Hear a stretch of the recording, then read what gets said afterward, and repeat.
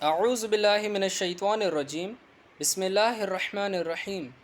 سورہ زمر آیت نمبر 41 میں اللہ تعالیٰ فرماتے ہیں، ہم نے آپ پر لوگوں کی ہدایت کے لیے حق کے ساتھ یہ کتاب اتاری ہے۔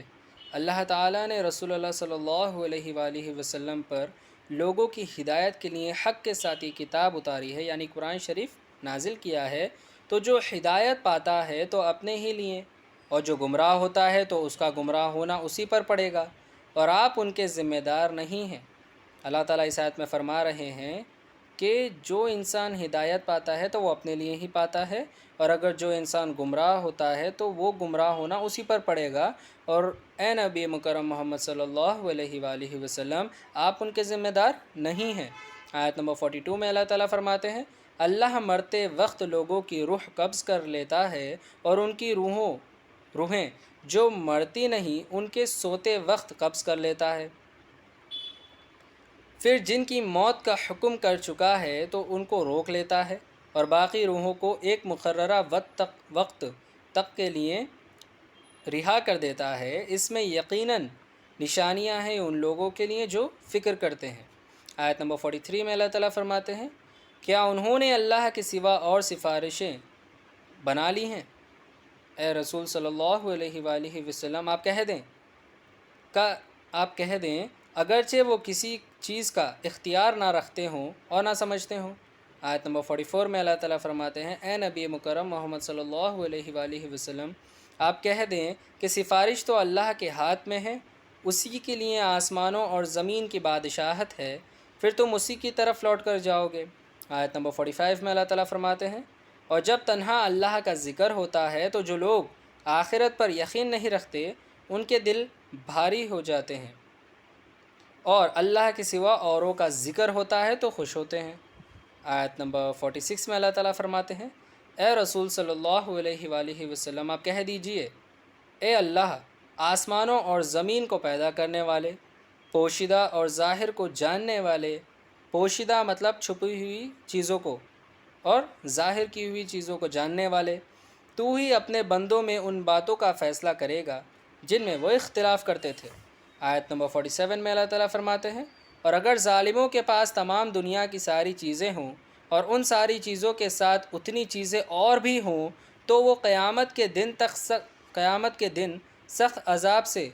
خلاصی پانے کے لیے ان کو دینے لگیں، اور اللہ کی طرف سے ان کو وہ معاملہ درپیش ہوگا جس کا ان کو گمان بھی نہ تھا۔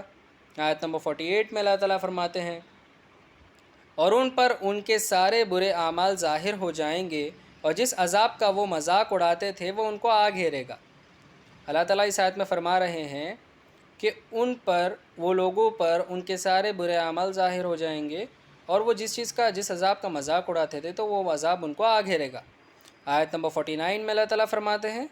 پھر جب آدمی کو تکلیف ہوتی ہے تو وہ ہم کو پکارنے لگتا ہے۔ اگر انسان کو تکلیف ہوتی ہے، آدمی کو تکلیف ہوتی ہے تو وہ اللہ تعالیٰ کو پکارنے لگتا ہے۔ پھر جب اللہ تعالیٰ اس کو اپنی طرف سے کوئی نعمت عطا کرتے ہیں تو وہ کہتا ہے، یہ تو مجھ کو میری تدبیر سے ملی ہے، یعنی میری پلاننگ سے ملی ہے،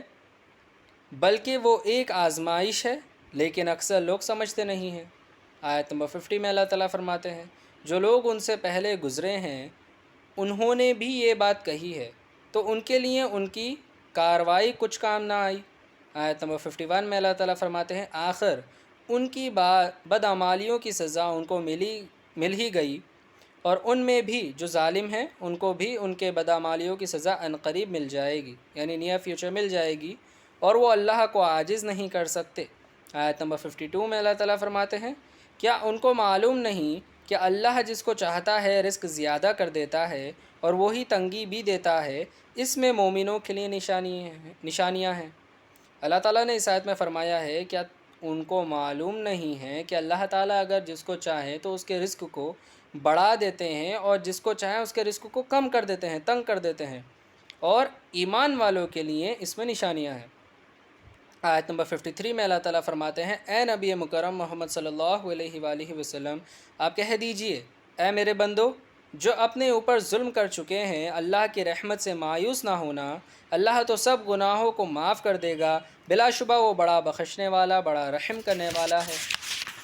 آیت نمبر 54 میں اللہ تعالیٰ فرماتے ہیں اور اپنے رب کی طرف رجوع کرو اور اس کی فرما برداری کرو قبل اس کے کہ تم پر عذاب آئے پھر تمہاری کوئی مدد نہ کی جائے گی۔ آیت نمبر 55 میں اللہ تعالیٰ فرماتے ہیں اس حسین ترین کتاب کی پیروی کرو جو تم پر تمہارے رب کی طرف سے اتری ہے، یعنی قرآن شریف، قبل اس کے کہ تم پر عذاب آ جائے اور تم کو خبر بھی نہ ہو۔ آیت نمبر 56 میں اللہ تعالیٰ فرماتے ہیں کہ کوئی سمجھنے لگے کہ اس کوتاہی پر افسوس جو میں نے اللہ کے حق میں کی ہے اور میں تو صرف ہنستا ہی رہا۔ آیت نمبر 57 میں اللہ تعالیٰ فرماتے ہیں یا یہ کہنے لگیں اگر مجھے اللہ ہدایت کرتا تو میں بھی پرہیزگاروں میں ہوتا۔ آیت نمبر 58 میں اللہ تعالیٰ فرماتے ہیں یا جب عذاب دیکھ لیں تو یہ کہنے لگیں کہ اگر مجھے پھر ایک بار دنیا میں جانا ہو تو میں بھی نیکوں میں ہو جاؤں۔ آیت نمبر 59 میں اللہ تعالیٰ فرماتے ہیں ہاں بے شک میری آیت تو تیرے پاس آ چکی تھی پھر بھی تو نے ان کو جھٹلایا اور تکبر کیا اور کافروں میں شامل رہا۔ اللہ تعالیٰ نے اس آیت میں فرمایا ہے ہاں بے شک اللہ تعالیٰ کی آیت تیرے پاس آ چکی تھی پھر بھی تو نے جھٹلایا اور تکبر کیا اور کافروں میں شامل ہو گیا۔ آیت نمبر 60 میں اللہ تعالیٰ فرماتے ہیں اور آپ قیامت کے دن دیکھیں گے اے نبی مکرم محمد صلی اللہ علیہ وآلہ وسلم، آپ قیامت کے دن دیکھیں گے کہ جن لوگوں نے اللہ پر جھوٹ بولا تھا ان کے چہرے سیاہ ہوں گے، کیا دوزخ میں غرور کرنے والوں کا ٹھکانہ نہیں ہے۔ صدق اللہ العظیم و صدق مولانا رسولہ الکریم۔